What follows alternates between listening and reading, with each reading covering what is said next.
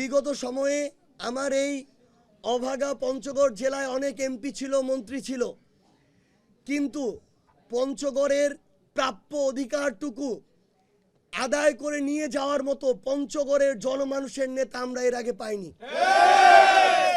আমরা পঞ্চগড়ের মানুষের কাছে আমাদের পক্ষ থেকে, এনসিপির পক্ষ থেকে এইটুকু কমিটমেন্ট করতে চাই যে আমাদের পঞ্চগড়ের যতটুকু প্রাপ্য তার চেয়ে বেশি আমাদের লাগবে না, কিন্তু রক্তের বিনিময়ে হোক, জীবনের বিনিময়ে হোক, আর লড়াইয়ের বিনিময়ে হোক, আজ থেকে আগামীতে বাংলাদেশে যেই সরকারি আসুক না কেন তাদের থেকে আমরা আমাদের পঞ্চগড়ের প্রাপ্য এবং ন্যায্য অধিকারটুকু আদায় করে নিয়ে যাব।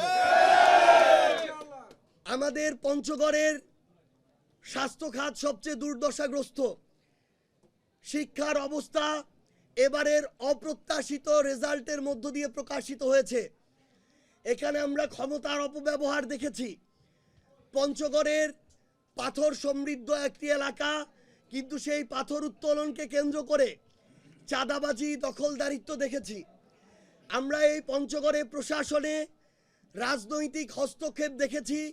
অনেক নিরীহ মানুষের উপরে হয়রানি, জুলুম, নির্যাতন, মিথ্যা মামলার জেলের চক্কর খাটা, থানায় চক্কর খাটার মতো অসংখ্য অপ্রত্যাশিত ঘটনার মধ্য দিয়ে আমাদের সাধারণ মানুষকে যেতে হয়েছে।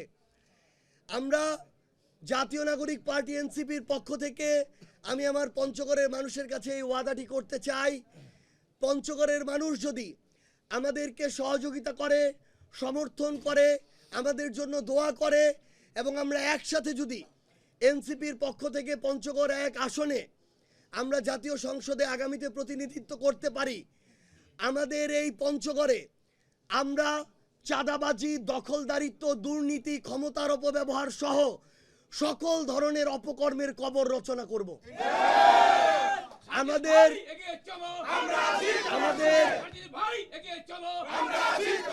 আমাদের পঞ্চগড়ের যে স্বাস্থ্য খাত, এই স্বাস্থ্য খাতে হাসপাতাল, ডাক্তার থেকে শুরু করে পঞ্চগড়ের যে প্রয়োজনীয় একটি অতি গুরুত্বপূর্ণ মেডিকেল কলেজ এবং নার্সিং কলেজ, সেটি আগামী 5 বছরের মধ্যে আমরা নির্বাচিত হলে যে প্রক্রিয়ায় যত দ্রুতভাবে এটি বাস্তবায়ন করা যায়, সেটা হবে এনসিপির সবচেয়ে বড় একটি অঙ্গীকার।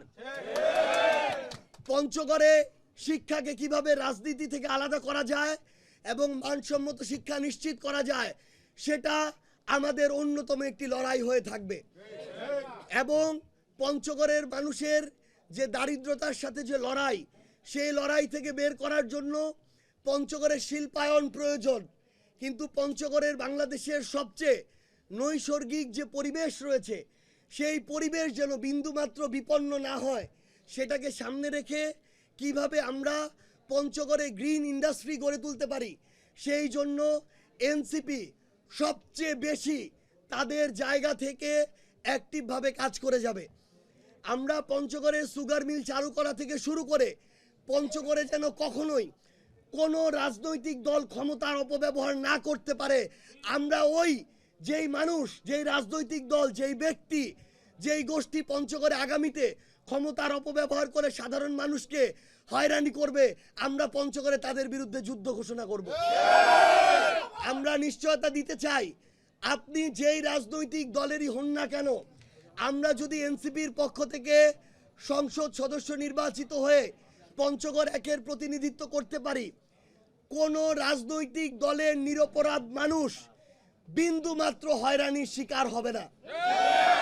আবার কেউ যদি অপরাধী হয়, সে যদি আমাদের রাজনৈতিক দলেরও হয়, তাকেও আইনের আওতায় নিয়ে আসার ব্যবস্থা আমরা করব। আমরা পঞ্চগড় এমন একটি পঞ্চগড়ের স্বপ্ন দেখি, যেই পঞ্চগড়ে শিক্ষা, স্বাস্থ্য, চিকিৎসা থেকে শুরু করে আমাদের জীবিকা নির্বাহ থেকে শুরু করে যে মৌলিক চাওয়াগুলো রয়েছে, অধিকারগুলো রয়েছে, এগুলো পঞ্চগড়ের মানুষ তাদের সাধ্যের মধ্যে সবসময় পাবে।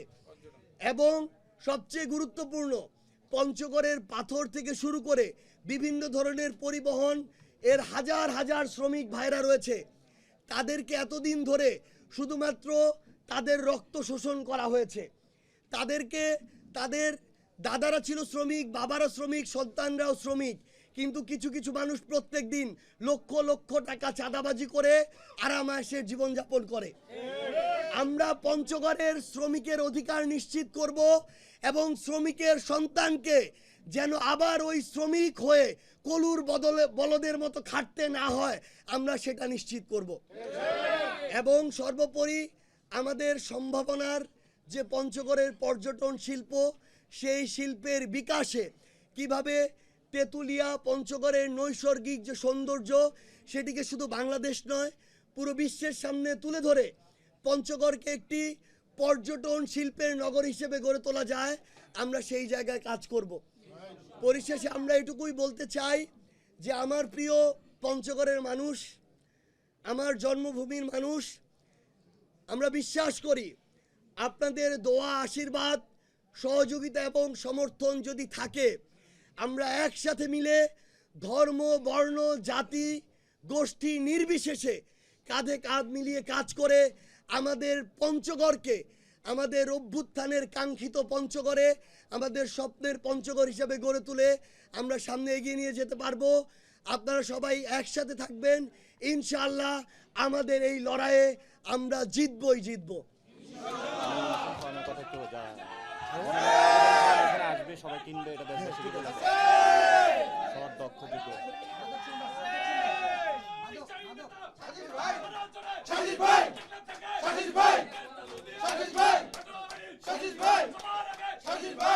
এবং আরেকটি গুরুত্বপূর্ণ কথা শুধু পঞ্চগড়বাসীর জন্য নয়, প্রথমেই পঞ্চগড়বাসীর জন্য বলতে চাই, আমার পঞ্চগড়ে 2টি আসন রয়েছে। কেউ যদি আমার পঞ্চগড় 1 আসন থেকেও মনোনয়ন সংগ্রহ করতে চান, আপনারা নির্দ্বিধায় এবং প্রয়োজনে আমাদেরকে জানাবেন, আমরা সহযোগিতা করব। আপনারা আপনাদের ইচ্ছা অনুযায়ী পঞ্চগড় 1 আসন থেকেও মনোনয়ন সংগ্রহ করতে পারবেন। এবং পঞ্চগড় 1, 2 থেকে শুরু করে বাংলাদেশের 300টি আসনে যারা এনসিপির হয়ে আগামীর বাংলাদেশ গড়ার নেতৃত্ব দিতে চান, যারা অভ্যুত্থানের আকাঙ্ক্ষাকে বাস্তবায়ন করতে চান, যারা চাঁদাবাজি, দখলদারিত্ব, খুন খারাপির রাজনীতি থেকে নতুন বাংলাদেশ গড়ার লড়াইয়ে সামিল হতে চান, যারা আগামীর বাংলাদেশে জুলাই সনদে যে সংস্কারগুলো রয়েছে সেগুলোর বাস্তবায়ন দেখতে চান, যারা হাসিনা সহ বাংলাদেশের যত খুনিরা আছে এই খুনিদের বিচার নিশ্চিত দেখতে চান, এবং 5ই আগস্টে যখন খুনি হাসিনা দেশ ছাড়া হয়, যখন তার পতন হয়, তখন এই বাংলাদেশকে নিয়ে আপনি যে স্বপ্নগুলো দেখেছিলেন, যারা সেই স্বপ্নগুলো বাস্তবায়নের লড়াইয়ে নামতে চান, আমি তাদেরকে অনুরোধ করব, এই নভেম্বরের 20 তারিখ পর্যন্ত আপনাদের হাতে সুযোগ রয়েছে। আপনি একজন কৃষকের সন্তান হন, শ্রমিক হন, কিংবা যেই পেশার মানুষ হন না কেন, এনসিপির কার্যালয়ের দরজা আপনার জন্য খোলা। এই নভেম্বরের 20 তারিখের মধ্যে বাংলাদেশের যে কোনো আসন থেকে আপনি আপনার মনোনয়নপত্র সংগ্রহ করুন।